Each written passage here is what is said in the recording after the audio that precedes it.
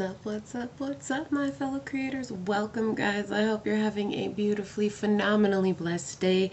Thank you for joining me for a moment with Topics with Becky.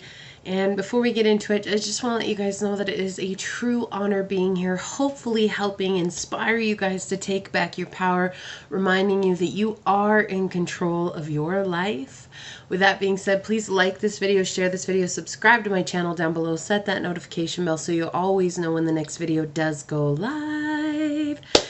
And today we are going down the rabbit hole with when you beat yourself up after not showing up.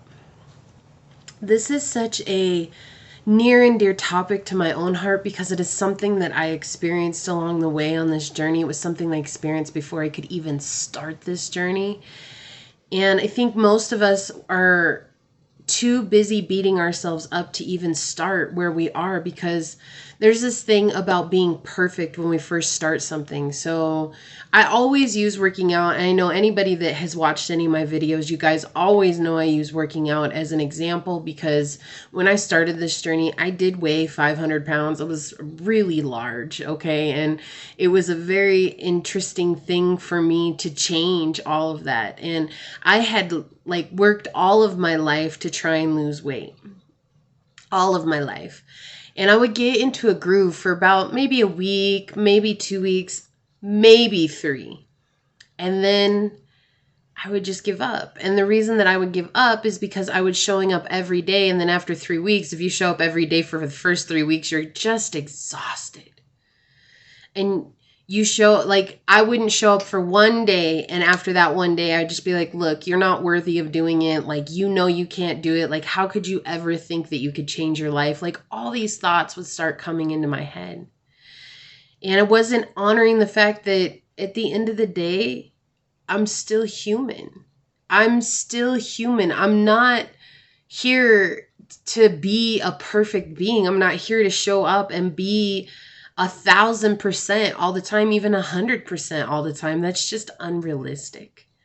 And yet so many people are in this mode that if I don't show up perfectly 100% of the time, then there must be something wrong with me. You can't honor the fact that that's just being human.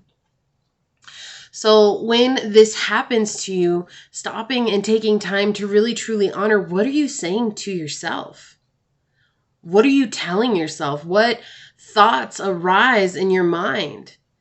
You say you're trying a new project and you get into the project and maybe you don't show up for a week. And then after not showing up for a week, you're like, oh, well, I shouldn't even started it in the first place. I don't even know what got into my head about it. I'm never going to get anywhere with it because people who are successful do this. People who are successful do that.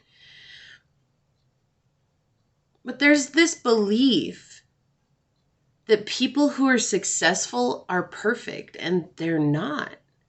They're not. Most of those people had to work through their imperfections. And I love this saying, how can you imperfectly show up for yourself? Right? If you mess up, cool, you're going to learn something from it. Can you accept that mess up rather than beating yourself up? Can you be like, you know what?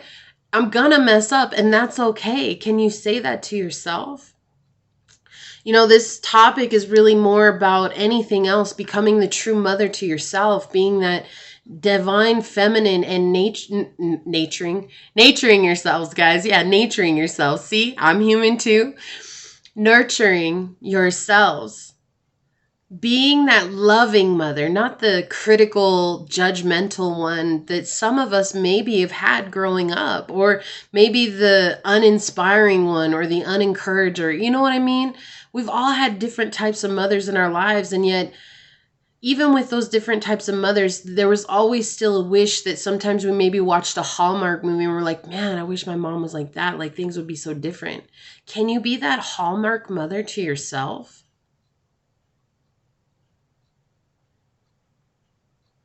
An interesting question, right? And the reason that I bring this up is because that's what it is to start balancing the feminine side of yourself. It's saying, if you mess up today, hey, it's okay. That doesn't mean anything. That's not a reflection on who you are. It just means that today was just not the day. And there's a reason for that. And if you mess up tomorrow, can you just say, hey, at least you showed up? You know, those moms that do encourage, like they encourage you no matter what. You know, I always think about the moms when their kids are drawing pictures. You know, when kids draw when they're little, and you have no idea what they've drawn, right? And they bring the picture and they're like, Mom, look at this. I'm just going to show this. This is my, right? You got this. You get scribbles like this, right? Like, they're like, Mom, look at my picture. Like, isn't this great? And they're like trying to explain it to you. You're like, wow, that's so neat. You did so good. Right? And you're probably over here like, but they were lying. No, what they were doing was being a nurturer, nurturing that inner aspect. It didn't matter that what they showed them made no sense to them. What mattered was that it made sense to the child. And that's what we're doing. When you beat yourself up for not showing up, you're hurting your inner child. Right? You're beating your inner child up, saying that your inner child has no validation. They have nothing to be validated for. And the only way that you're going to be validated is if outside sources say something like that, i.e., a mother, a friend, a boyfriend, a girlfriend, a husband, a wife, whatever situation you're in. We don't need people out there to say what we're doing is good, because we have to make a choice. You're an adult, aren't you? And as an adult, shouldn't you be capable of making the best decision for yourself? And reminding yourself, too, that doing nothing is still a decision.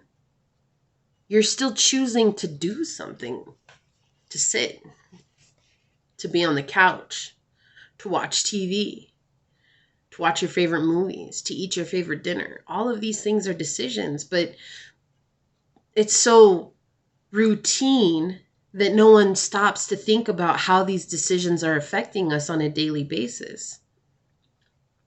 Well, so say that you promise yourself today, I'm going to work out when I get home at 4 o'clock. And when you get home at 4 o'clock, you stop and you think about it. And it's in that moment that you think about it, they call the handbrake. It's the mental handbrake that gets pulled. You're like, man, I really should go get on the workout bike, or I really should go jog, or I really should go lift some weights, or I really should just go do whatever it is that you do. You're like, I don't know, like it was a long day. You start making all these excuses, right? And those excuses are the emotional ego coming in saying, ah! Nope, not today.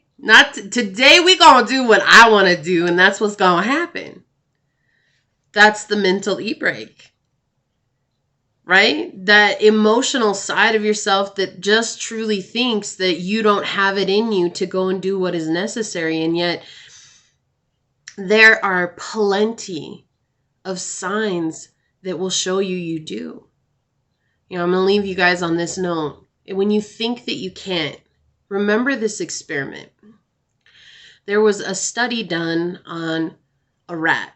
And it was put into a cup, right? Like this, filled with water. Enough so that if it stopped swimming, it would drown. They put it in the cup to swim. And the first time around, the rat gave up. After 15 minutes, it just gave up. Well, at that 15-minute mark, the scientists came in. They pulled the rat out, saved the rat, dried the rat off. And then they put the rat back into the cup. And do you know how long the rat swam after that?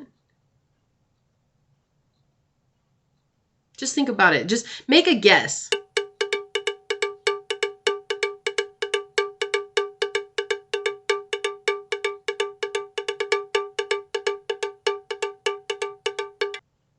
That rat swam for 60 hours. 60. It defied all aspects of a body based on one solitary factor: the hope that they were going to be saved again. This is your saving moment. You can do it. If I could, you can. If I'm doing it, I know you can. I'm not an extraordinary person. I wasn't built out of some unnatural thing. I'm human, the same as you. But I fought back against the mental emergency brake. Are you going to? Or are you going to let the mental emergency brake and the emotional ego win? It all comes down to a decision. Can you give yourself 15 minutes today to change your life? 15 minutes. You watch shows that are 4 times as long as that.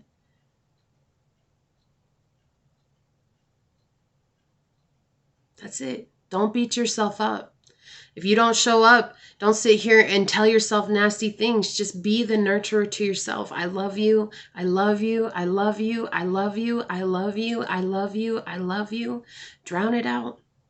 Drown it out so that the spirit can come through and begin to work for you. Like it's been asking all along. I know you can. I know you can do this. It's nothing extraordinary. It's finding joy in the mundane. This is what I have for you guys. Thank you for joining me. Please like this video, share this video, subscribe to my channel down below. Set that notification bell so you always know when the next video does go live. And with that being said, until next time, go forth boldly, my fellow creators, and courageously find creative ways to rise above in life, laughter, and love until we meet each other again. Mwah. Peace out. I love y'all. Bye.